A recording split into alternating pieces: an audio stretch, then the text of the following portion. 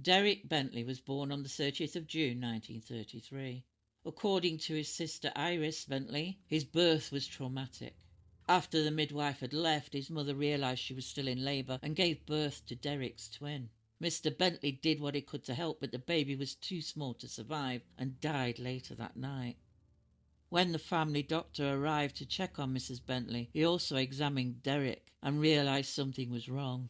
He drove the newborn to the Evelina Hospital, where Derek was diagnosed with bronchial pneumonia.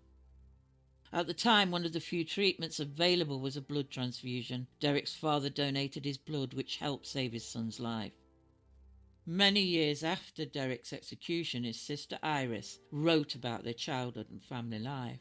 In her account of those times, she believed the poor living conditions the family endured at the time had contributed to Derek developing pneumonia.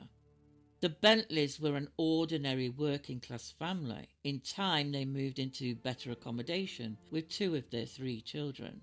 Their oldest daughter, Joan, remained living with her grandmother, where she had already been staying for some time and was happy and settled. As the grandmother only lived a short distance away, the family were able to see one another every single day. Those who knew them described the Bentleys as a close-knit and caring family. And much like countless others, they were doing their best to build a good life, despite the challenges they faced. According to Iris, Derek suffered his first epileptic fit when he was 4 years old. She said it happened after he fell from a great height. Iris, who was 6 at the time, had climbed out of the house. Derek tried to follow her but fell, landing heavily on his head. He was knocked unconscious and lay in a pool of blood until his father carried him indoors. When Derek regained consciousness, Iris remembered seeing his body jerking and foam coming from his mouth. Derek was taken to Guy's Hospital, where he stayed for a short time. According to Iris, there was little that could be done because he was too young for the available medication. His parents were advised to take him home and make sure he avoided any further head injuries. Medical experts later suggested that the injury may have been linked to the epilepsy he developed, a condition that remained with him for the rest of his life. As Derek grew older, Iris said his headaches became worse and that he was frightened whenever he felt one coming on.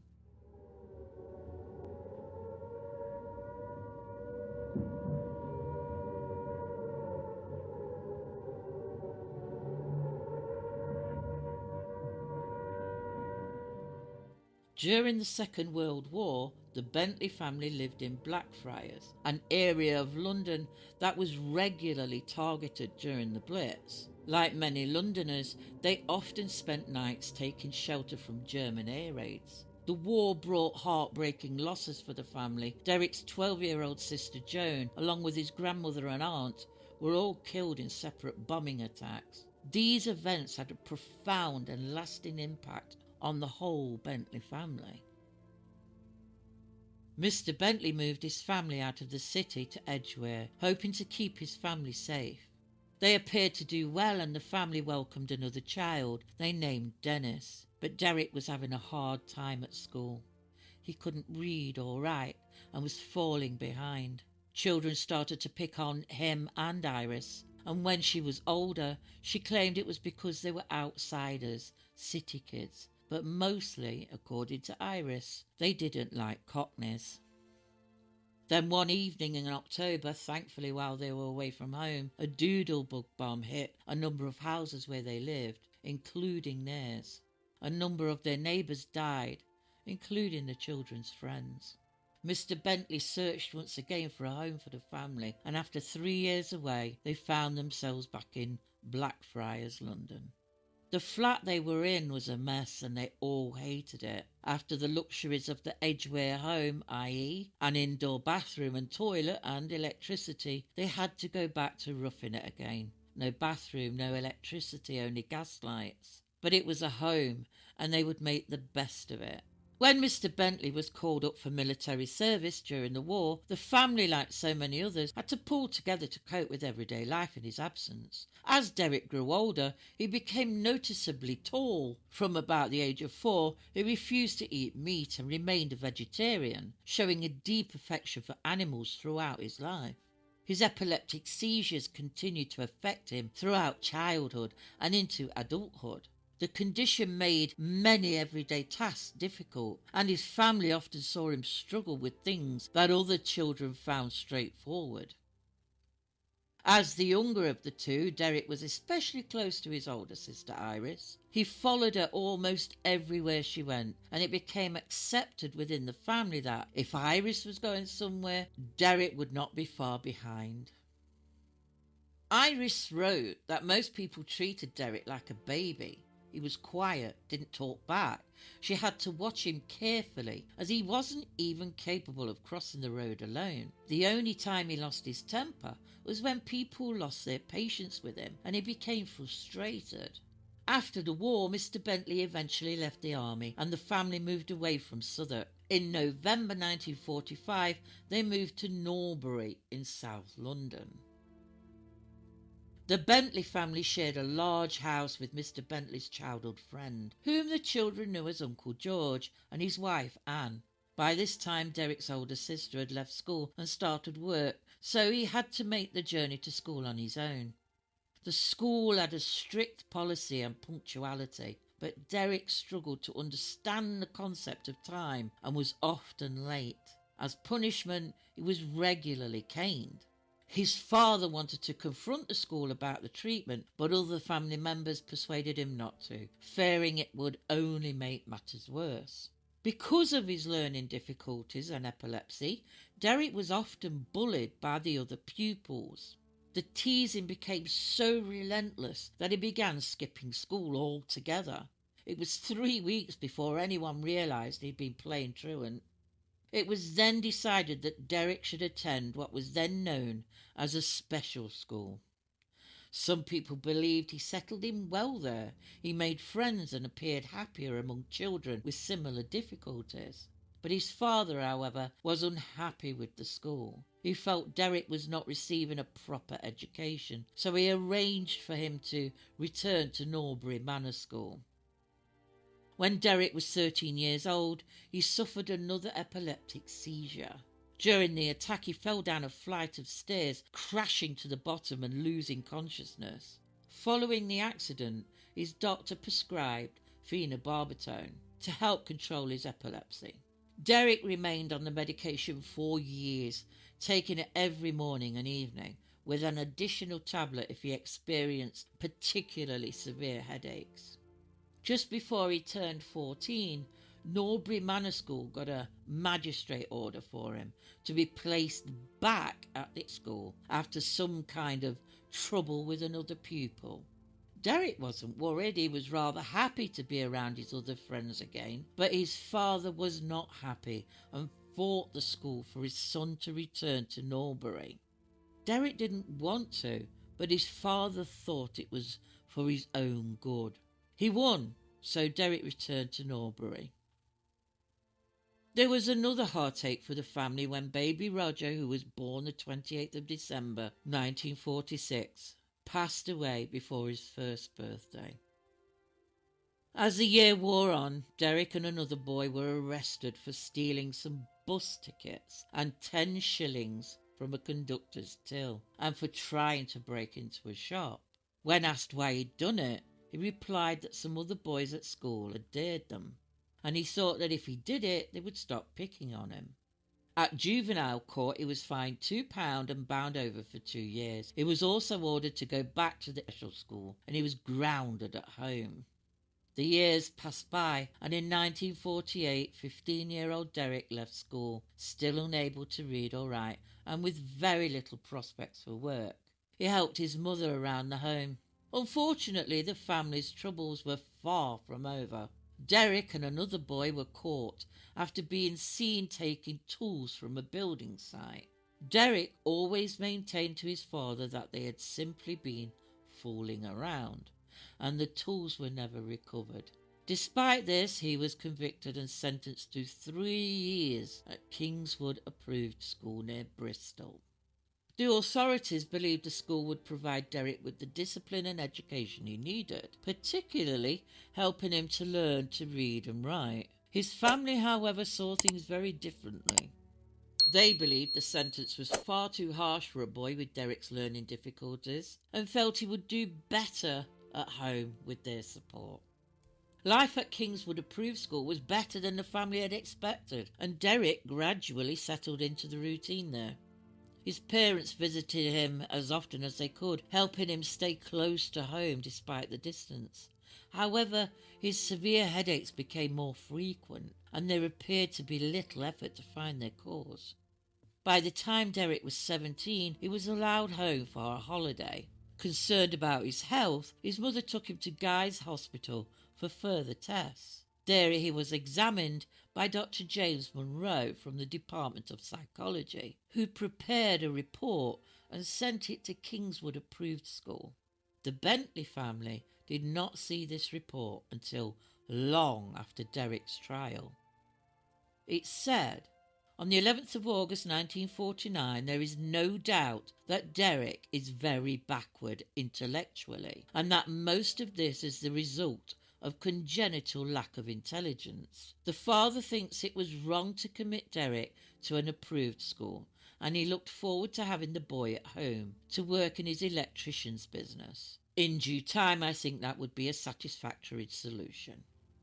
It was also advised that be seen by the Bristol Child Guidance Centre, and on the 16th of November he was sent for an electroencephalogram, a test that records the electrical activity of the brain. This test proved positive for epilepsy, and another test in February also came back positive. He had been given an IQ test that came back with the result of 66, classing him as feeble-minded. He had the reading age of 4.5 and the mental age of about 10.5. On the 28th of July 1950, the Bentley family were informed that Derek was being released early from Kingswood, a full year early. They received the news along with a letter that said, "We hope that Derek will do well, and we shall be glad to see him or hear from him. Please endeavour to see that he writes as often as possible, to let us know how he is going on, and we shall always be glad to see him at Kingswood, if he is able to visit us. Always remember that it is our job to help Derek, and we are anxious to do so." The family were overjoyed. He was still under the care of the managers of Kingswood, and a Home Office man called at their home to see Derek for 2 years to check on how he was doing, and this continued right up until he was arrested. When he returned, according to Iris, he didn't look well, so his mother took him to their family doctor. It would appear that he hadn't been having the phenobarbital at Kingswood, so the doctor put him back on it. According to his family, Derek was a different person after returning home. They said he had become quiet and withdrawn, rarely spoke and did not want to leave the house. It was around 6 months before he felt able to go out regularly again. Things began to improve when a friend of his father and Uncle George offered him a job with a house clearing business.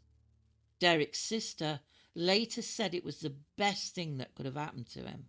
For the first time, he was earning his own money, making friends, and beginning to enjoy life. In her view, the days of being bullied and singled out were finally behind him. Everything changed in January 1952. Derek was rejected for active service due to his epilepsy and low intelligence score. Then he developed severe back problems at work, which forced him to stop working full-time. He was crushed and withdrew within himself once again.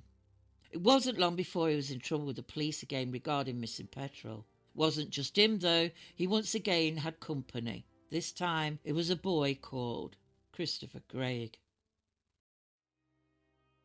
15-year-old Christopher Craig was well known around Norbury. He was the younger son of a former army captain who worked at a bank. Craig spent much of his time with other local teenagers and liked to project the image of a tough young man. Those who knew him often described him as arrogant, cocky and full of confidence. He was also known to carry weapons and had shown them to people on several occasions. At some point, Craig had begun spending time with Derek. No one seems to know exactly why the friendship developed, although some believe Craig was drawn to Derek because he had experienced difficulties similar to those of Craig's older brother, whom Christopher admired. Whatever the reason, the Bentley family never approved of the friendship and were uneasy about the influence Craig appeared to have on Derek. Eventually, Mr. Bentley lost his patience with Christopher Craig.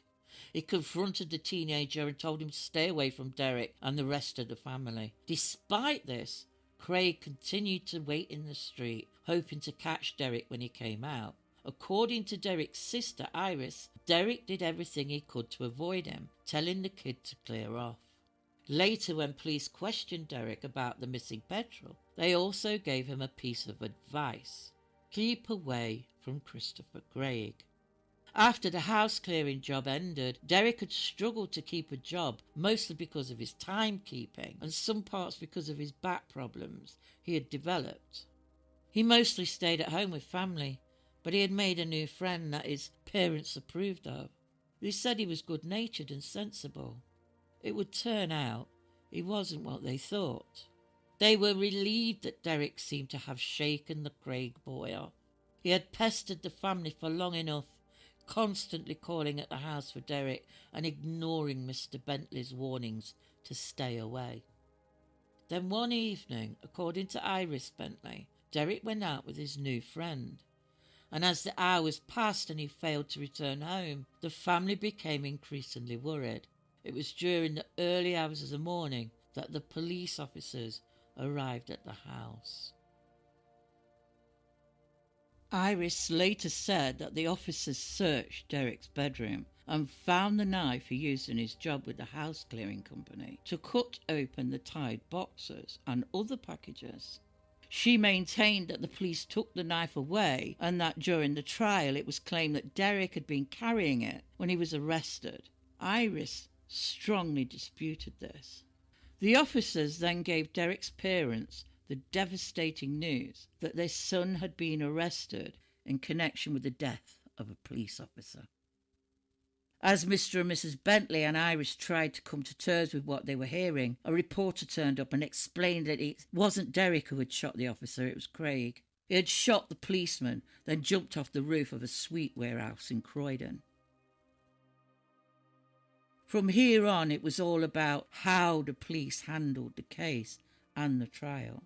The newspapers went to town with a lot of misinformation. Apparently there were a few versions of what happened that night, but Derek's version was allegedly what the police wanted it to be.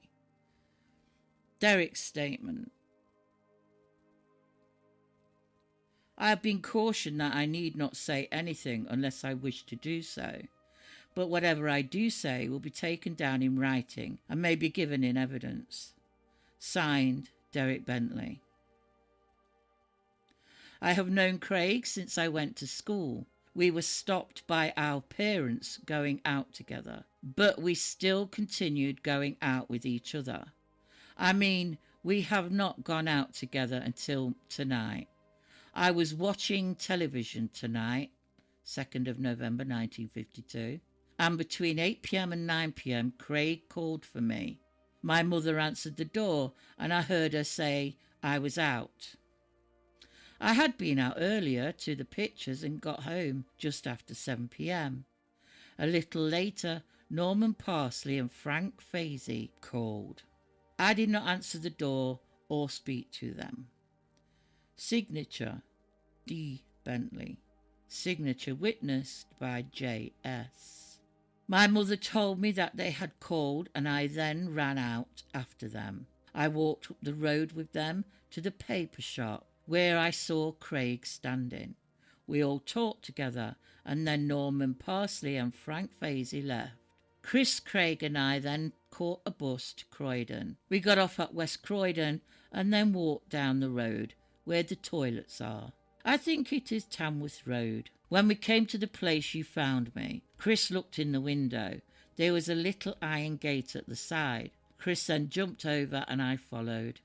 Up to then, Chris had not said anything. We both got out onto the flat roof at the top. Then someone in the garden on the opposite side shone a torch up towards us. Chris said, "It's a copper. Hide behind here." We hid behind a shelter arrangement on the roof.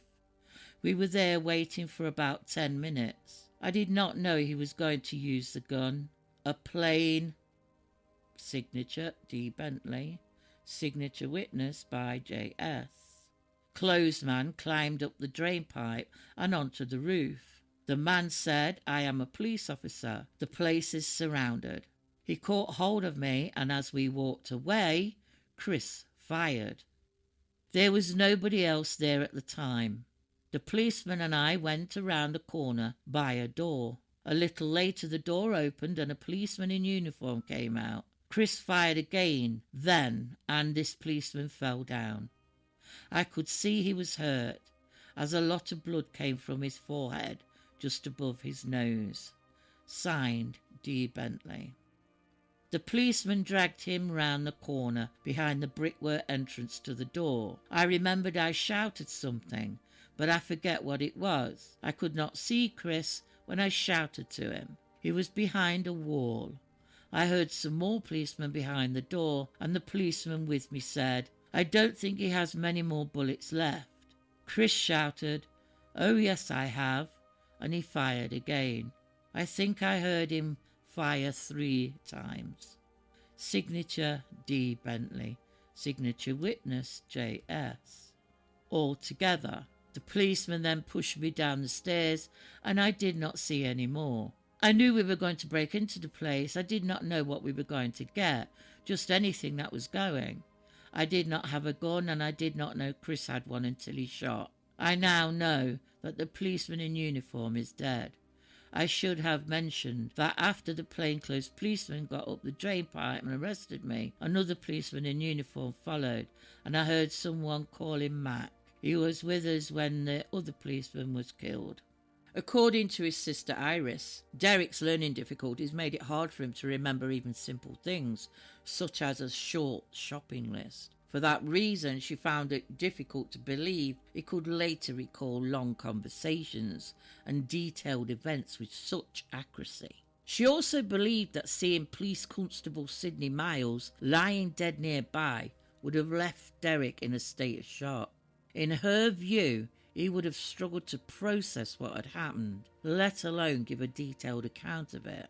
Iris also questioned the authenticity of Derek's police statement. She claimed that because of his disabilities, he would not have been capable of deliberately altering his signature in the way it appeared in the statement. The family were also puzzled by the number of signatures on the statement and the differences between some of them. As they understood it, official statements usually required only 2 signatures, one at the beginning and one at the end. Later, Derek gave his own account of the events to his solicitor. He said that he had given himself up to the plainclothed man, Detective Constable Frederick Fairfax. According to Derek, Fairfax had been shot, and he helped the injured detective to his feet before looking to see how badly he had been hurt. Derek also claimed that he had shouted at Craig, "You bloody fool." He said that after Police Constable Sidney Miles had been shot, Craig called out, "Is he dead?" And Derek replied, "Yes, he is, you rotten sod." This version of events was not put before the jury at Derek's trial. It was one of several differing accounts that emerged about what had happened that night. The police version. The police officers responded after a member of the public reported suspicious activity. A man called after his daughter saw 2 men outside, and his wife saw them climb over the gate of the confectionery warehouse opposite their house. Several officers surrounded the building while others climbed onto the roof. According to Detective Constable Frederick Fairfax, he climbed onto the warehouse roof using the same drain pipe that Derek Bentley and Christopher Craig had used. From around 70 feet away, he saw the 2 young men disappear behind a lift shaft. Frederick Fairfax ran across the roof, called for them to come out, and told them the building was surrounded. Fairfax said he had then seized Derek Bentley. During cross-examination, his description of exactly how he moved Derek changed, referring at different times to pushing or pulling him around the front of the lift shaft. Meanwhile, Christopher Craig moved around the opposite side. Fairfax told the court that as they came around the lift shaft, Derek shouted, "Let him have it, Chris." He said Craig, who he estimated was about 6 feet away, immediately fired at him, the bullet striking him in the shoulder and knocking him to the floor. Fairfax claimed Craig fired a second shot but missed. Despite being wounded, Fairfax said he grabbed hold of Derek and used him as cover while making his way towards the roof stairhead. At trial, the prosecution had relied heavily on Fairfax's evidence that just before Craig had fired at him, Bentley called out, "Let him have it, Chris." The Crown argued that this meant shoot him. They claimed these words were inciting Craig to open fire and made Bentley guilty as a party to the murder.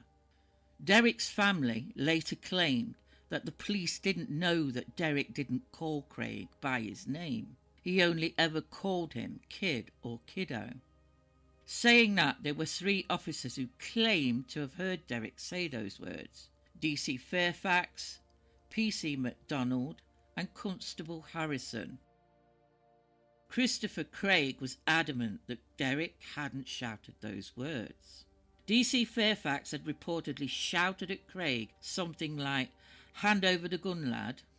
While keeping hold of Bentley behind the lift shaft, Fairfax patted Derek down, and according to the officer, he discovered a small knife and a knuckle duster. Fairfax also testified that Bentley told him Craig still had more ammunition. He also claimed Derek had told him Craig had a .45 Colt when asked what sort of gun he had. Iris disputed this, saying he wouldn't know one gun from another. They had found the son of the warehouse owner who had opened the place up, and Constable Sidney Miles went up the stairs. The door opened, and as he went through, Craig saw him and fired the gun. The bullet hit him just above his eye, and he died instantly. Another policeman rushed in, Jaggs and Harrison. They grabbed Derek and took him down the stairs. They claimed that Derek shouted to Craig that they were taking him down, Chris. Fairfax said he went back up to the roof with a gun. Christopher Craig was still hiding behind a lift shaft. The whole place was now crawling with police, and people had gathered around to see what was happening. There was a shootout on the roof, and when all of Craig's ammunition had run out, he dived off the roof and fell 33 feet to the ground. Craig hadn't died. He had broken his back and some other bones, but he was very much alive. All this information came from DC Fairfax and some other officers, and this came from memory, not his notes. He had no notes. So there was no actual proof of when the "let me have it, Chris" comment was said, before or after the shooting. So could it even be classed as incitement? More importantly, did Derek say it at all? According to the prosecution, they claimed Derek knew what was happening. When he was in the car going to the station, the officer sitting in the front stated, he said, "He knew he had a gun, but I didn't think he'd use it." This was important as it contradicted what was later stated in his statement, that he didn't know about the gun. None of the other officers that were in the car were called as witnesses. Craig's version. They had at first gone to rob a butcher's shop, but there was someone there, so they left. He said it was planned by Derek, but his family disputed this. In Craig's version of what had happened on the roof, there were some differences to the police's statement. He said Derek didn't say anything on the roof. He had shot at Fairfax at a distance of about 40 feet, where Fairfax had said about 6 feet. There was no gun battle on the roof. All of these were told at trial, but the most important piece of information wasn't that Fairfax had sent Derek out to try and get the gun off Craig. Derek had walked halfway across the roof with his hand out and asked him to give himself up. Craig shouted at him to stop or he'd shoot him. So Derek went back to the police. This information was withheld for years. Both defence barristers knew. Christopher Craig was represented by John Paris, while Frank Cassell's KC acted for Derek Bentley. During the trial, Paris drew Cassell's attention to some evidence that he believed could help Derek's defence. While Cassell chose not to pursue the point has never been fully explained. Cassell called no witnesses on Derek's behalf and did not present medical evidence about his epilepsy, learning difficulties or mental health. Although the jury knew Derek was unable to read or write, they were not told the full extent of his medical history or the impact his disabilities may have had on his understanding and behaviour. In the years that followed, researchers, lawyers and campaigners identified a number of inconsistencies and unanswered questions surrounding the investigation and trial. Many of these issues were not explored at the time and only came to light after years of research, appeals and the release of the documents. One important part of the case took place before the trial even began. While being held at Brixton Prison, Derek underwent psychiatric assessment to determine whether he was fit to stand trial and capable of understanding the court proceedings. The examination was carried out at Maudsley Hospital. Although Derek was examined by a specialist, the final report was written by the medical officer at Brixton Prison. When the report eventually came to light years later, the Bentley family was shocked by what it contained and what it left out. The report stated that Derek had suffered only a small number of epileptic seizures and that his last fit had occurred when he was 8 years old. In reality, according to his medical records and family, he had experienced a seizure only about a month before his arrest and may even have suffered another while in prison. The report also made no mention of the phenobarbital he'd been prescribed for years to control his epilepsy. It also suggested that Derek's father had described his childhood head injury as being minor. Mr. Bentley strongly denied ever saying this and maintained that he had never even been interviewed by the doctor who prepared the report.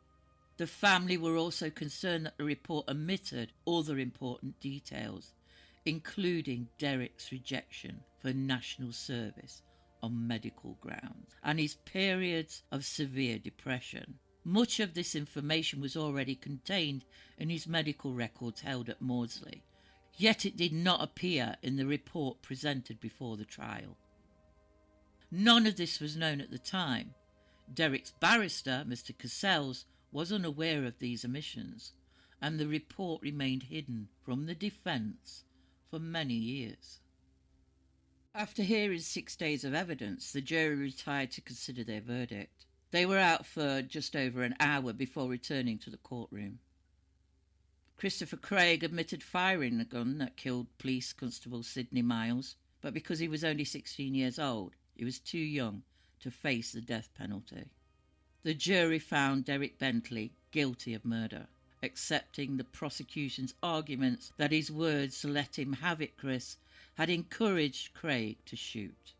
Under the law at the time, that made Derek just as responsible for the killing, even though he had not fired the fatal shot. The judge sentenced Derek to death by hanging. Christopher Craig was convicted of murder and sentenced to be detained during His Majesty's pleasure. Many people questioned whether justice had been done. The case did not end there. For the next 45 years, Derek's family fought to clear his name, but their fight started from the moment he was sentenced. They fought for his appeal. There were thousands of letters of support, signatures on petitions and stickers of support for Derek on cars. Derek Bentley's name was splashed all over the newspapers and donations came in to help the family with their cause. On the 13th of January 1953, the appeal rested on two main legal arguments.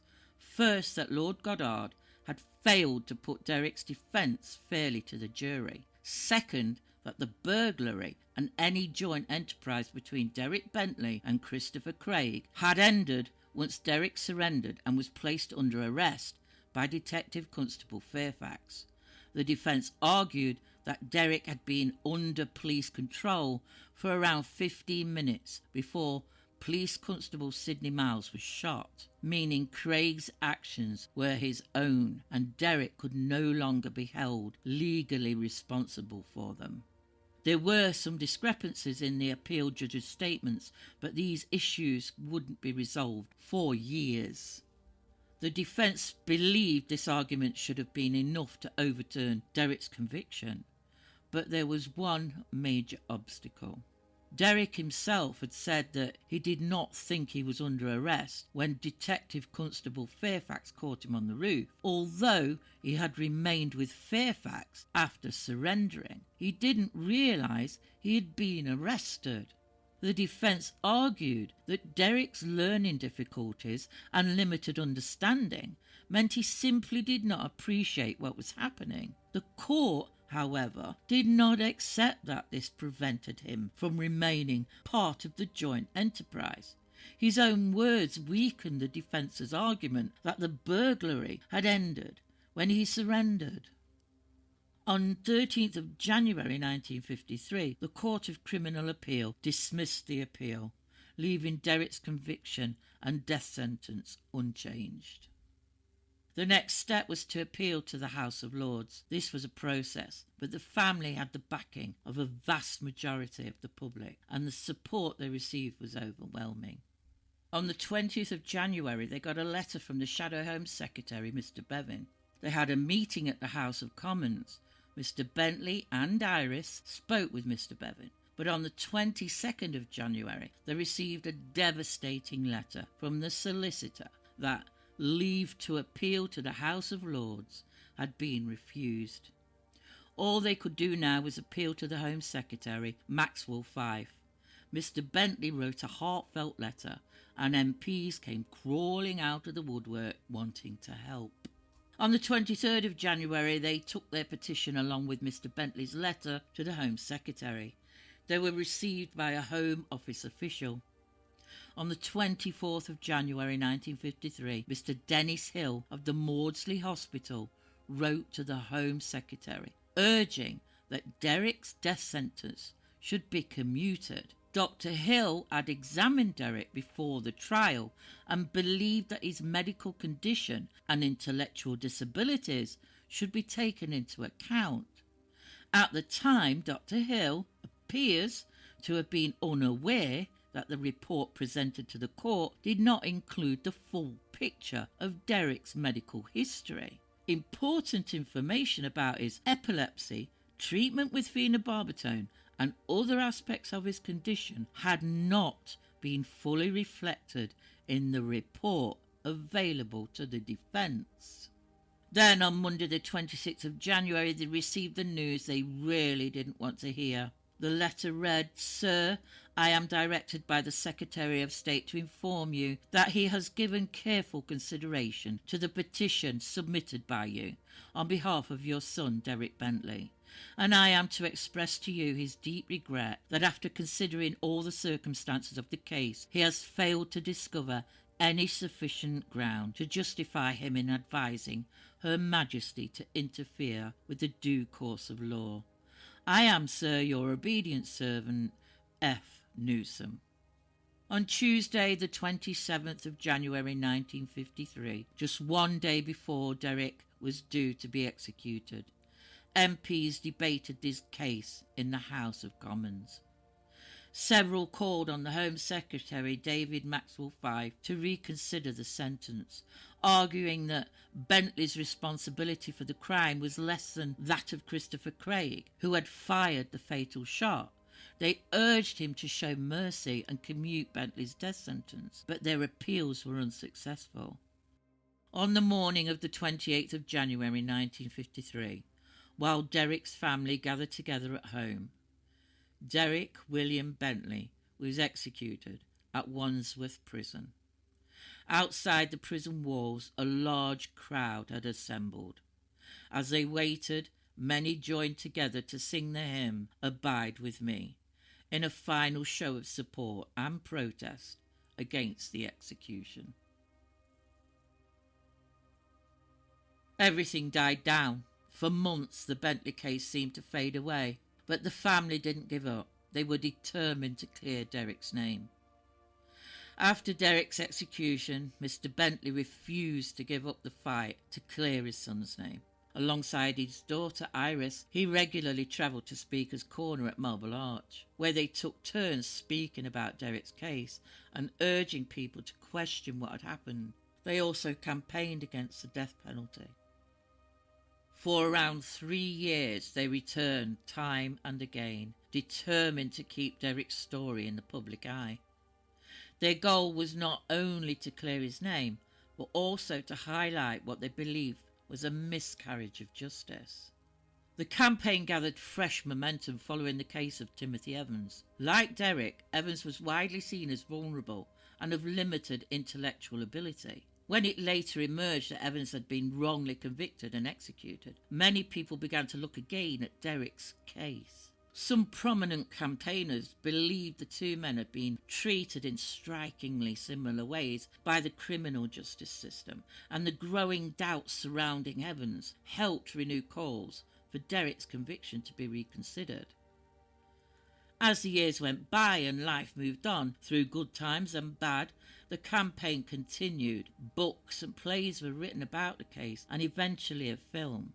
Christopher Craig was released in 1962. Derek Bentley's body was allowed to be moved to a cemetery in Croydon.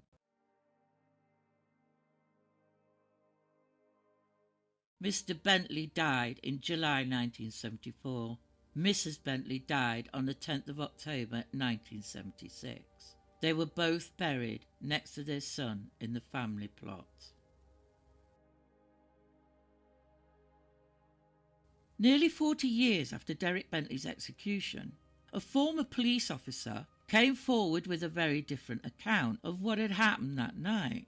Payne claimed that he had been on the warehouse roof with Detective Constable Frederick Fairfax, and that apart from Christopher Craig and Derek Bentley, they were the only people there. He said he had never heard Derek shout the words, "Let him have it, Chris." Payne also claimed that the notes he made that night had later disappeared, and he could not understand why he had never been called to give evidence at Derek Bentley's trial. He began to believe something had gone seriously wrong. According to Payne, when he questioned why he had not been called as witness, he was advised not to pursue the matter. He later alleged that he was told he was close to retirement and would not want to make trouble, and that he was subsequently given a post as a police dog handler. Payne believed this was intended to discourage him from asking further questions. The journalist and campaigners who interviewed Payne said he appeared deeply shaken while recounting his experiences, describing him as frightened and visibly distressed as he gave his account. He also showed them photos of his time in the force, with one of him pictured helping Craig out of the ambulance at the trial. Payne's claims attracted considerable attention and helped renew public interest in the Bentley case. However, parts of the claims conflict with the contemporary police records. Historians continue to debate their reliability, and they have not been established as proven fact. A television documentary was broadcast. It included a rare interview with Christopher Craig, who had largely stayed out of the public eye since his release from prison and had built a new life for himself. In the programme, Craig gave his own account of the events on the warehouse roof. He said that after Derek Bentley had surrendered, Detective Constable Fairfax sent Derek towards him in an attempt to persuade him to give himself up. Craig said he fired at Fairfax only after Derek had been arrested and taken back towards the roof stairhead. He also disputed Fairfax's trial evidence about their positions, saying they had been around 39 feet apart rather than 6 feet described to the jury. Most significantly, Craig insisted that Derek had never shouted the words, "Let him have it, Chris," the phrase that had become the foundation of the prosecution's case against Bentley. The documentary also arranged for Craig to answer the same questions while undergoing a polygraph or lie detector test. The results came back that he had answered the questions truthfully. Years later, a linguistics expert, Dr. Malcolm Coulthard, examined Derek Bentley's police statement and compared it with the way Derek wrote and spoke, including his final letter to his family. Using linguistic analysis and computer-assisted methods, Dr. Coulthard concluded that much of the language in the police statement did not match Derek's own way of speaking or writing. His findings suggested that the statement was unlikely to have been written in Derek's own words. Dr. Coulthard's analysis was later submitted to the Home Office as part of the growing body of evidence raising concerns about the safety of Derek Bentley's conviction. Home Secretary Kenneth Clark considered Professor Coulthard's report along with the other new evidence. He refused to grant Derek a free pardon, saying that Derek's innocence had not been conclusively proved. However, in his letter, Clark acknowledged that in his view, Derek should not have been executed. He explained that although many people now believe the death sentence had been wrong, in 1953 the law allowed only one punishment for the crime of murder, of which Derek had been convicted: execution. Clark therefore concluded that he could not grant a free pardon on that basis alone. So the long fight to clear Derek's name continued. In July 1993, Queen Elizabeth II granted Derek Bentley a posthumous royal pardon. But it was not a full pardon. It did not overturn his murder conviction or declare him innocent. Instead, it recognised that Derek should not have been executed. His conviction remained in place.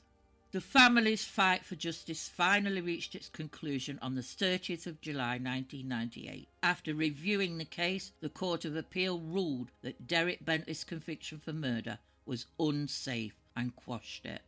The judges found that Lord Goddard's directions to the jury had been unfair and that Derek had not received the fair trial he was entitled to.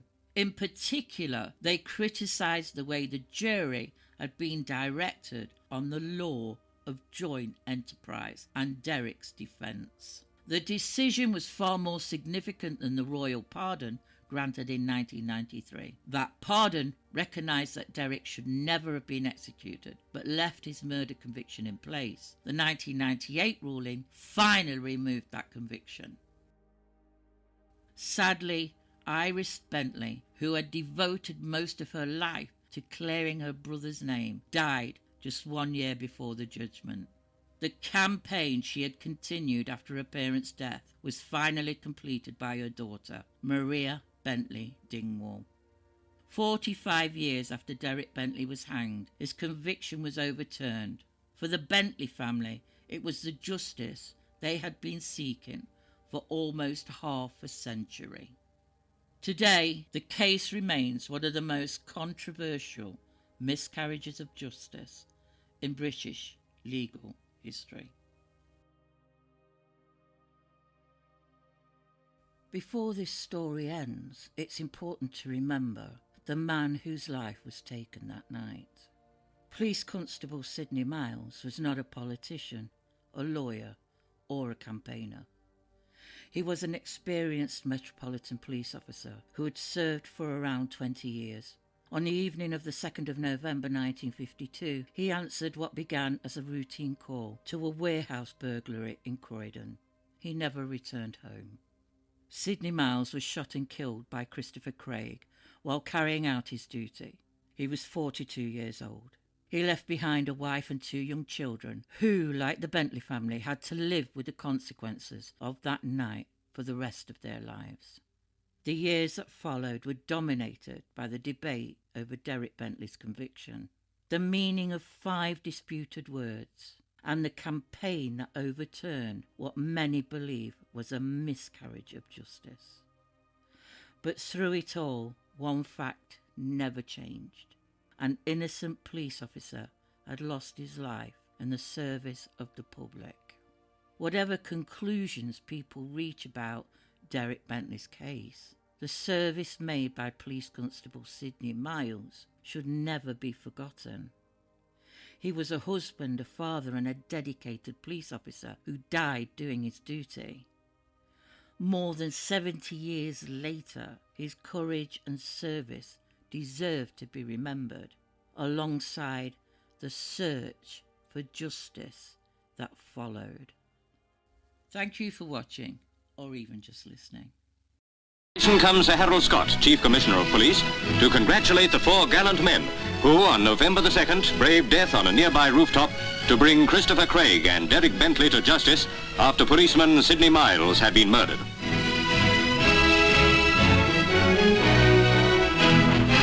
Now comes the news that these 4 policemen have been awarded medals for their bravery.